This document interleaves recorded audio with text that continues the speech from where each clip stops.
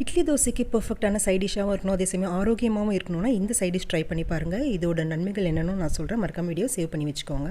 ஒரு கப் அளவுக்கு கொள்ளு எடுத்துக்கலாம். இது ஒரு 3 நிமிஷத்துக்கு நல்லா வறுத்துக்கலாம். மிதமான தீனில் வறுத்த பிறகு இது நல்லா ஆற வச்சுக்கோங்க. ஹை கொலஸ்ட்ரால் கிட்னி ஸ்டோனுக்குலாம் ரொம்பவே நல்லதுங்க. கண்டிப்பாக ட்ரை பண்ணுங்கள். 2 டேபிள் ஸ்பூன் அளவுக்கு எண்ணெய் சேர்த்துட்டு கொஞ்சம் உளுத்தம்பருப்பு, கடலைப்பருப்பு, 4 பூண்டு, ஒரு 6 வரமிளகாவை சேர்த்து ஒரு 3 நிமிஷத்துக்கு நல்லா வறுத்துக்கோங்க.